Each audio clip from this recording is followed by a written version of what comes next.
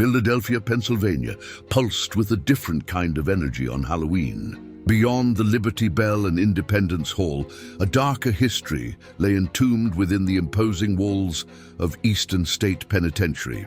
Once a revolutionary hub of correctional philosophy, the Pennsylvania system designed for solitary confinement and penance, it had become a crumbling, Gothic ruin, its cell blocks echoing with the anguish of countless souls. Dr. Evelyn Reed, a renowned parapsychologist and historian of institutional trauma, had long sought to understand the true nature of its reported hauntings. This Halloween, she wasn't just observing. She was entering a lockdown, a 24-hour solitary vigil within Cellblock 12, famously known as the most active paranormal hotbed. Her goal, to establish scientific proof of residual hauntings, or, if nothing manifested, to definitively close the chapter on its ghostly tales.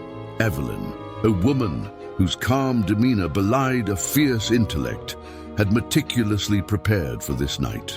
Her equipment, a carefully calibrated array of sensors, cameras, and audio recorders, was state-of-the-art. She dismissed the theatrical ghost tours and staged paranormal investigations as mere entertainment, insisting on a rigorous scientific approach. Yet even her rational mind couldn't entirely ignore the oppressive atmosphere that clung to the penitentiary. The air was thick with damp stone, decay, and a faint, metallic tang, like old blood and forgotten despair.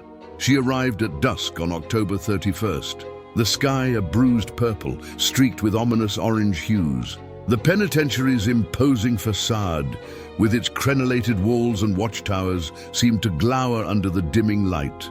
A small team of security personnel, hired by the Historical Society managing the site, escorted her through the colossal iron gates, their faces etched with a mix of apprehension and respect for Evelyn's audacity.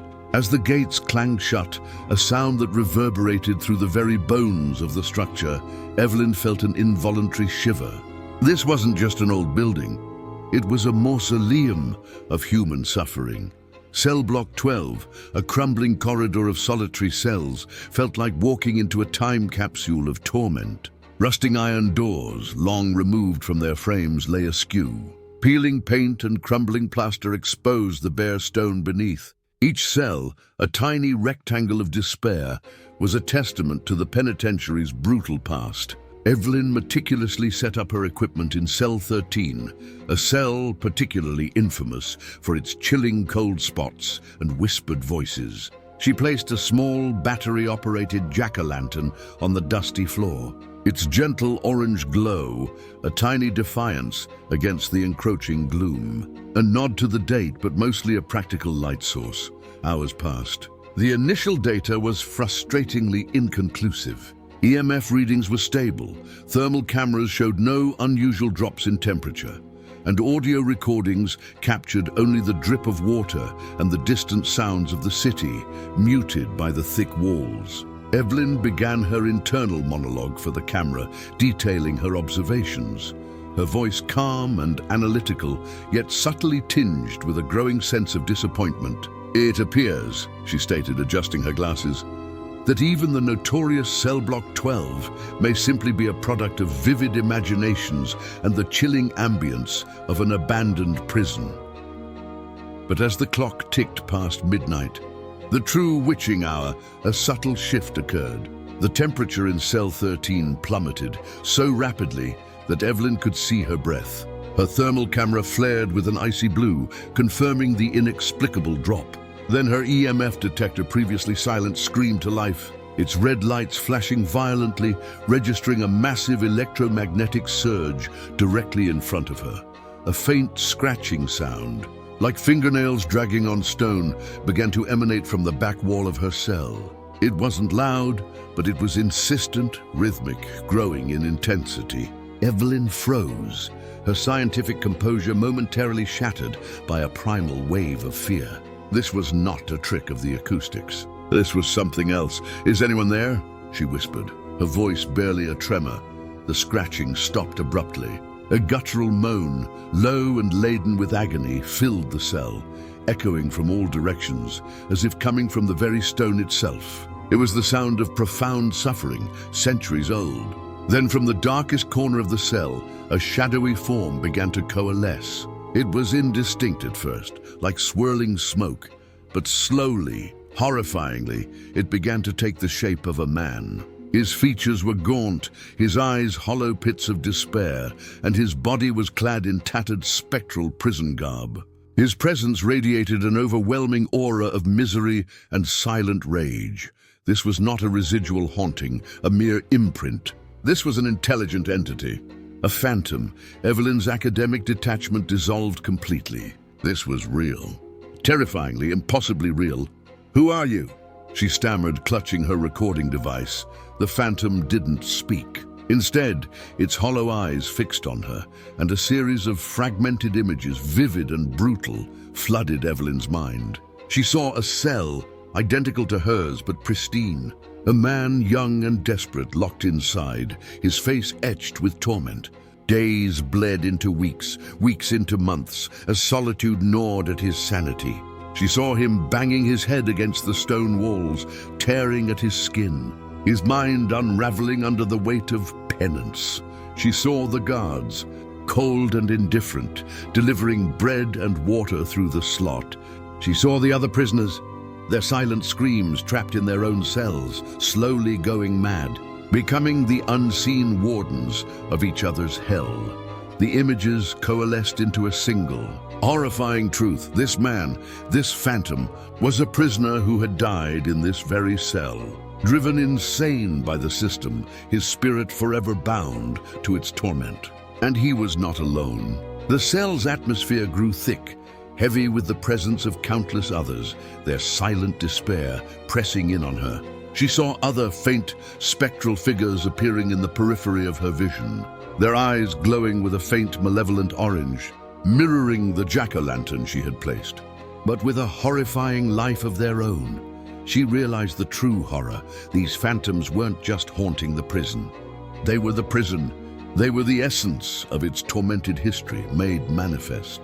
And on Halloween, when the veil thinned, their collective anguish reached its zenith, demanding acknowledgement, demanding understanding, demanding a release that had never come.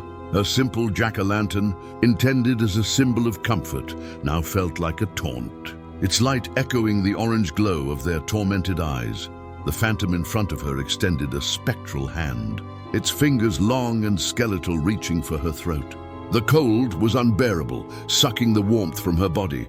Julian struggled, trying to pull away, but an unseen force pinned her against the cold stone wall. The whispers intensified, a cacophony of suffering filling her mind. "Free us, free us. Join us." She remembered her mission: to understand, to document. But this was beyond documentation. This was confrontation. She had to communicate. "What do you want?" she gasped, forcing the words out. "What will give you peace?" The phantom hesitated, its hand freezing inches from her throat. The images in her mind shifted. She saw not just suffering, but a profound, desperate loneliness, a longing for connection, for recognition of their humanity, which the penitentiary system had systematically stripped away. They wanted their stories told, not as mere historical footnotes, but as testaments to their stolen lives, their brutalized souls. Evelyn, with a surge of courage born of empathy, looked directly into the phantom's hollow eyes. "I understand," she said, her voice stronger now. "I will tell your story, all of your stories. You are not forgotten." As she spoke these words, a remarkable transformation began.